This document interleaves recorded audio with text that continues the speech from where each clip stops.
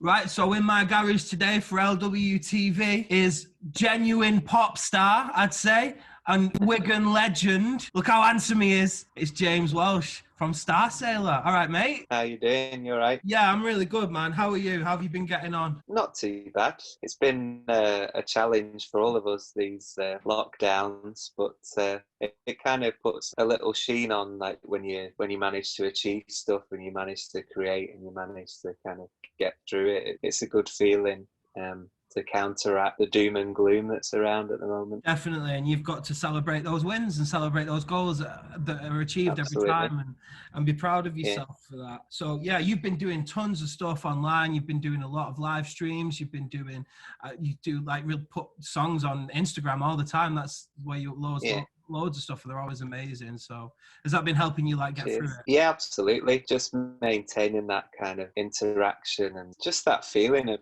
forward motion instead of everything grinding to a complete halt. It's like, even though it's obviously without the ability to tour and to get out and promote in the usual way and record in the studio in the usual way, obviously everything's slowed down, but anything I can do to kind of, like I say, make sure it doesn't grind to a halt, and both me and the band, like, we don't sort of disappear into the ether until everything's completely back to normal. I've noticed that a lot of artists like yourselves have kind of managed to keep up some sort of communication and forward motion. So it's great. Yeah, well, I think this whole like retrain thing isn't the way. But you do have to adapt. There is certainly an adaptation that needs to happen where we have to now do things differently.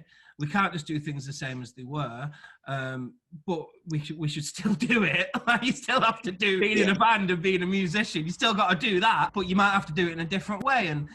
And history of music, I always go on about this all the time, but the music industry has to adapt several times, and it's still here. Like, I mean, it's hanging on, but it's still here. Yeah. And I feel like it always will be. But like, separate to all that stinky COVID nonsense, I've been thinking about what it means to like make it. Because some people think that I've made it, and I don't feel like that. I mean, okay, I'm a full-time musician and that's exciting, but I don't feel like I've made it. So firstly, I suppose my question for you, James, is have you made it? Surely you've made it. I don't know. You must have made it and lost it. No, that's no, surely not. I mean, what was the moment that felt like you've worked with Phil Spector, which that is like a massive, you must have felt like you made it then. I think we felt like we made it when we first appeared on Top of the Pops. Yeah, well, that was I'm never going to have that. That was the moment. I'm never going to get that. Yes. No one wants to put me on telly, and I'm fuming about it because I'd be amazing on telly, but I keep trying to get on. So I agree. I'd like to see you on a debating program like Question Time, or even like on Jeremy Vine on Channel 5. I could definitely see that. It's my call, and if not that, Embarrassing Bodies. I could fit right in on that. But yeah, so like you've done some massive things. So Top of the Pops, that's like a life-defining moment, surely. Like supporting U2, that must have been one. Is that up there? Yeah. Yeah, I mentioned this. I was writing online the other day. A lot of times you support people like U2 and the Rolling Stones and have very little interaction with the band. Yeah. And the one band that kind of went out of their way to make us feel, apart from bands like the Charlatans, who are just great lads and mates of ours, one kind of big band that went out of their way to make us feel welcome and look after us was REM. Oh, really? That really stuck with me, that kind of Michael Stipe reached out to us and was like, I appreciate you doing this and wish you every success in the future. And it was just a nice touch. Because like I say, sometimes you support these bands and you're on at kind of 6 o'clock and they're not on till 9 and there's about 500 people in it.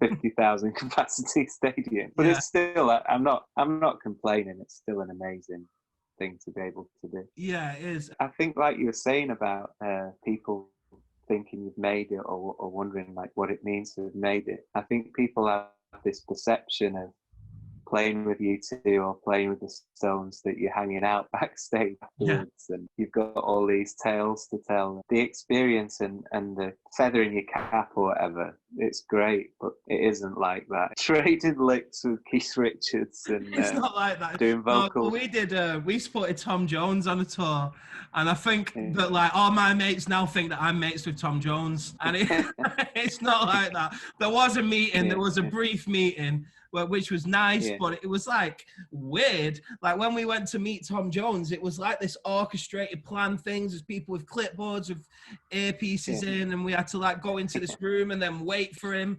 And then he came in, and there was like security, and there was a brief interaction that felt not real. And then he was like whisked away. You're right. It's not. That's when you've made it, isn't it? When you don't have to talk to anyone, and there's people with clipboards arranging your conversation. That's what I want. I don't want to talk to anyone. Like I say, at least you've got pictures with the Stones and stuff. We've got those kind of artifacts and those memories to kind of share with our kids and aunties and. Didn't Ronnie Wood play on one of your tunes? Yeah, yeah. Well, that's a pretty. He played on All the Plans. That's making it, I think. That must be making it. I went to Wigan and Lee College and studied music, and I think you did too, right? Yeah. Yeah. Well, they used to always go on about it. So as soon as I got into college, it was just like, Starsailor came in. And that was just like, the Wigan College was really proud that you did that. That's making it. Yeah, they were. Andy Gleave never shut up about you. So, like, what a legend he is, by the way. But I hope I get to the position where they're proud of me going as well, because they didn't like me very much. I'm sure they are now. Yeah, I'm sure they are. I did want to ask you something. So we were hanging out once at Kendall Calling, and then I had to go. But Kate and Joe stayed, and I think they camped near you, or next to you, in fact. And now I know what Kate and Joe get like, especially at festivals. So, I mean, I've asked them about this. I've quizzed them, and I was like, have you pissed off James Walsh? And they're like, no. Are you sure? But if I can only apologise for however they were acting that night, because I know what they get like. Can you enlighten me on that? I'd love to tell you that I've got these like mental stories of them running through the fields naked or something, but no, they were pretty well behaved. Were they? All right, okay. Well, then I've got some apologising to do to them. They took me to watch another. I think they're a Wigan and Lee band called Jeremiah Ferrari or correct, yeah, they're good sort friends of reggae. It was really good. Yeah, they're really good. Aren't they? They're really good friends of ours. Yeah, and, from Lee, they are top band. Well, actually, the Wigan music scene is really on the rise at the moment. That's what people keep saying. Anyway, obviously, you've got bands like the Lathams that just seem to be absolutely storming it at the moment. It seems to be that there's a little bit of a bubbling amongst the Wigan music scene, which I think maybe has been lacking for a long time. So that's nice. Have you been keeping up with any like new music lately? Yeah, I love everything that Phoebe Bridgers puts out, her new album, Punisher. I've started a radio show on Islington Radio. All right. Need any guests? So I kind of, It's called The Wind Down. So I'm not sure. I'm a bit more of a wind up than a wind down. I'm not sure I'm right for it, actually. Although I have been writing really beautiful acoustic music lately. I don't know what's happened to me. I've always been about loud guitars and crash cymbals, but I think I've got in touch with a bit more of my tender self of late. Maybe that's what this lockdown's done. I think it's quite a reflective time, kind of thoughtful time. So it's harder to turn it up to 11 and rock out.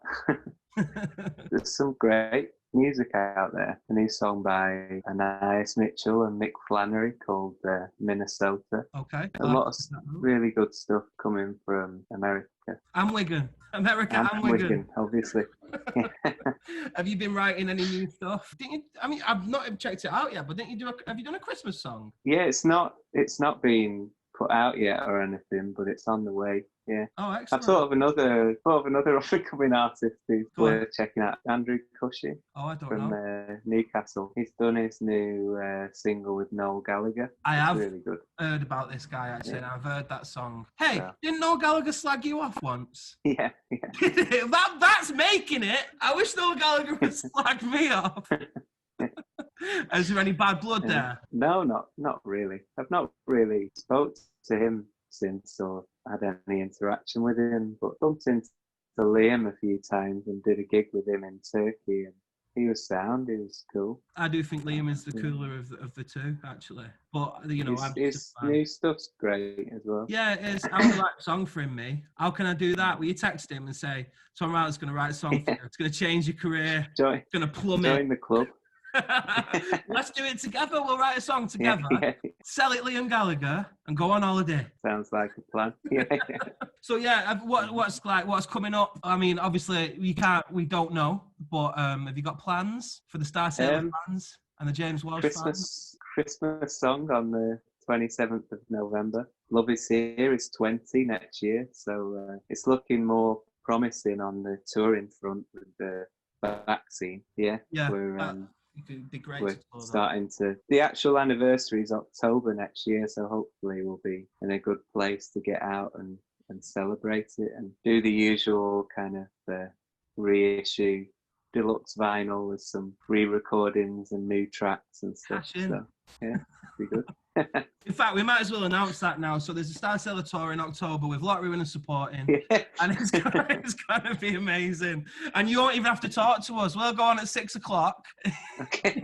You don't even have to talk to us. That's totally fine. I don't mind that. Well, James, it's been really nice chatting to you today, and I always enjoy chatting to you, and I really love your work, and thank you so much. You let us support you a while back in Wigan, and we got loads of fans off that. And you know what? Just on a little side note, that was a great gig for me because my PE teacher came, and it was the PE teacher that like embarrassed me in front of my whole class once, like he made me do the cross country around the field while everyone sat down and watched me. And I've always been a fat kid, right? I was no good at doing that, and everyone were laughing at me. So I had my perfect opportunity when I was on stage and that room was full of people, and I saw his stupid head there to get my own back, and I did. So you gave me that opportunity. Thank you so much. No problem. And yeah, I'll let you go, man. I know you've got stuff to be doing, Christmas songs to write, get that PRS check every year. Get that sorted out, man. But yeah, peace. Thanks so much for chatting. Appreciate it. No worries. Good to speak to you.